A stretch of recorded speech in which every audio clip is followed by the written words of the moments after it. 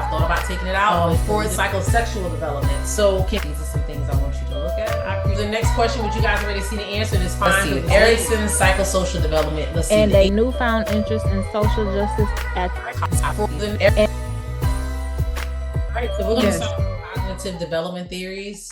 All right, so just starting out with Piaget, stages of cognitive development again. So when we're talking about cognitive development, what does that mean before we even jump into this? What is cognition, like what does that word term mean? Your thinking. Your brain. brain. Exactly, the thought process, the thinking, all that stuff for sure. So that is what you're thinking of when you think of Piaget. They're different behavioral theorists, and as you know, they all focus on something different. So Piaget is focusing on cognitive development. All right, so Piaget 4 stages: sensory motor, pre-operational, concrete, formal, operational. At this point, again, I emphasize it. You guys already know these stages. So what I'm doing is just kind of taking it a step further and giving a little bit more meat to what you already know and how it presents or how it looks on the exam or how it might pop up. And you didn't even know they were talking about Piaget in that test question because you just didn't see it say 0 to 2 or a certain term. So the terms that I have in bold are the terms that you really need to know because these are terms that you're likely to see when we talk about Piaget. So here we go. Who wants to be the first one to ask the question? All right. A social worker is meeting with a 5-year-old child who insists that the moon follows her when she walks at night and believes that her stuffed animals have feelings just like people do. The child becomes upset when her younger brother plays with her toys, stating he doesn't understand that my toys don't like him. According to Piaget's theory, this child's thinking is more consistent with which stage? A, sensory stage, as evidenced by the child's focus on immediate sensory experiences. B, pre-operational stage, as evidenced by egocentric thinking and animistic beliefs. C, concrete operational stage, as evidenced by the child's ability to understand others' perspectives. I'm going with B, pre-operational stage. Everyone's agreeing, or anybody disagree? Yeah, I agree with that. All right, now keep in mind too, guys, this process is for you to learn and go through it. So obviously the question is leading. It gives you the information that's in the question. It's meant for that. It's not a mistake. I've thought about taking it out, but believe it or not, some people are just not able to comprehend and understand it when you're going through the slides. So we're dealing with all learning levels here. So that's why it leads a little bit. So that way I just want you to walk away understanding pre-operational, egocentric thinking, animistic beliefs. You write down those 3 things and we'll move on to the next slide. Some of the questions you get are going to be a little bit more challenging, but these are a little leading for some of these theorists. All right, so let me see. I think I might have moved too quickly. For those of you who didn't see it, this is pretty much the answer. Erikson's psychosocial development. Let's see, the 8 stages of man.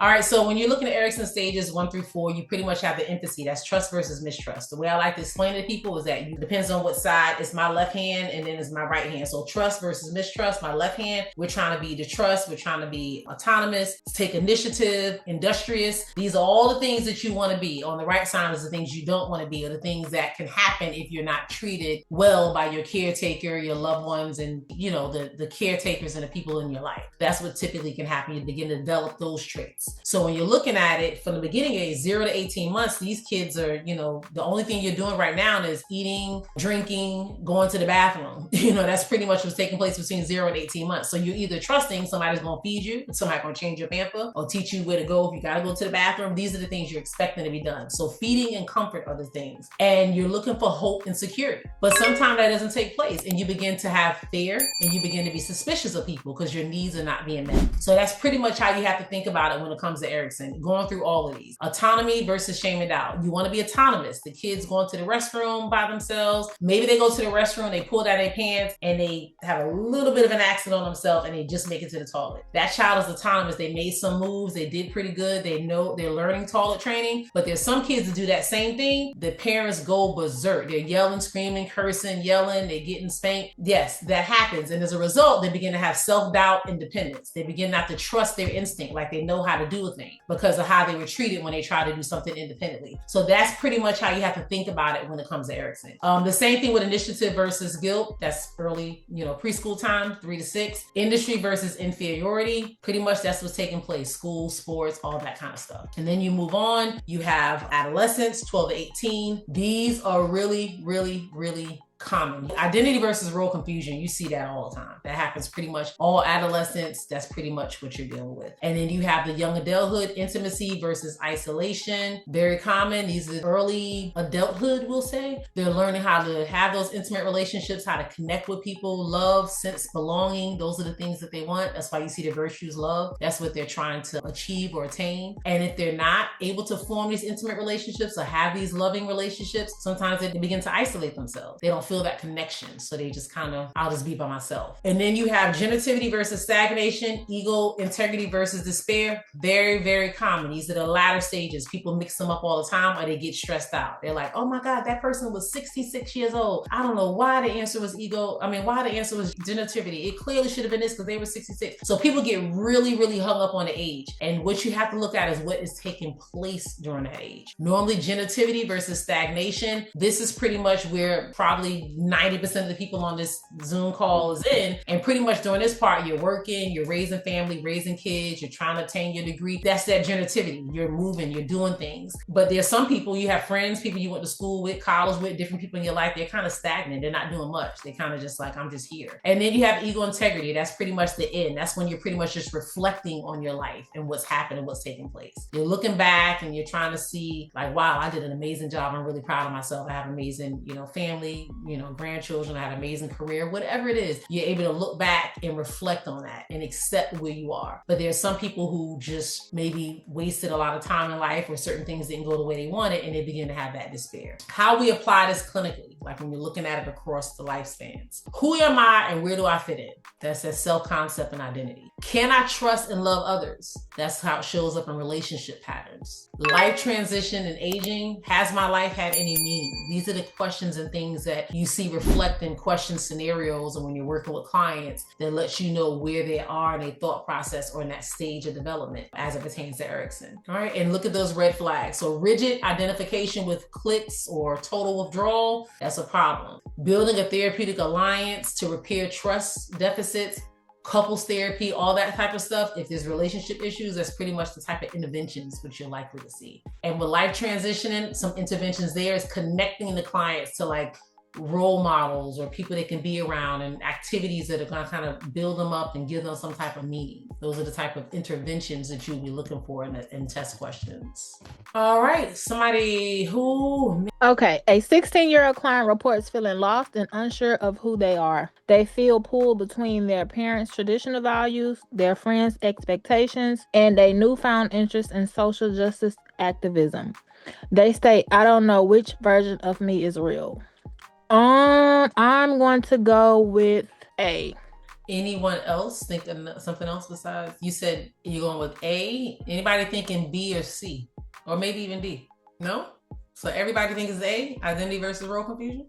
All right. And you can see the core conflict is developing a cohesive sense of self. That is what's happening here. Cohesive sense of self. Tip, always check the age first, but typically 12 to 18 almost always points to some type of identity or role confusion, unless there's a significant developmental delay. So there are delays. Remember I said people are abused, people deal with trauma, people have developmental delays, they have certain things that take place where they're stuck at certain stages of development and they don't progress and move through it that way. So you want to look at the stage, but you also want to be mindful of where that person is mentally and what could have happened to keep them in that stage. Freud's psychosexual development. All right, so Freud, birth to 1 year old is pretty much the oral stage, sucking, biting, these type of things. I love how you guys see the question. People see oral stage and they automatically think kids, but there's plenty of adults that are stuck in the oral stage of development. And we're doing this as everybody up here is adults. So yes, we know Freud deals with a lot of psychosexual stuff. So we're going to keep it how these slides are, but whatever helps you remember, you work with a certain client and they did certain things and you just kind of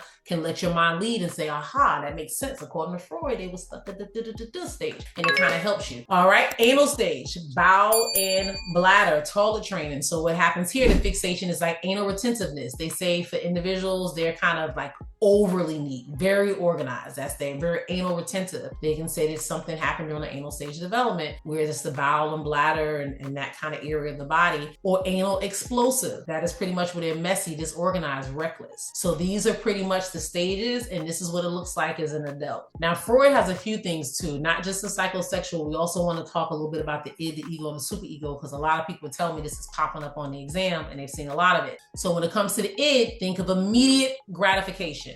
This is impulsive, irrational. They seek pleasure and avoid pain regardless of the consequences. So if you see a scenario or question or you're working with it, you can see if they're thinking through the id, the ego, or the superego. Seeks pleasure and avoids pain regardless of the consequences, then you're looking at the id, which is the pleasure principle. Like, I want the cake now. The ego is a reality one. That's pretty much the mediator, a little bit more rational, a little bit more logical in the thought process. They can delay gratification until it's a little bit more appropriate. I'll eat a slice after dinner. So one, I want the cake now. The other one's like, I'll wait till after dinner. You have a little bit more control and balance in your thought process. And then the super ego, they strive for protection, a source of guilt and pride, judges actions based on being right or wrong. So one wants the whole cake. One's like, I eat a slice of cake after dinner. And the other person's like, I'm gonna eat the whole damn cake. That's pretty much what it looks like. So you have the id, the ego, and the super ego, that moral principle, reality, and pleasure principle. So a scenario, you're on a diet, but you see a cake. The id says, I want it now, and I'm gonna eat the whole cake.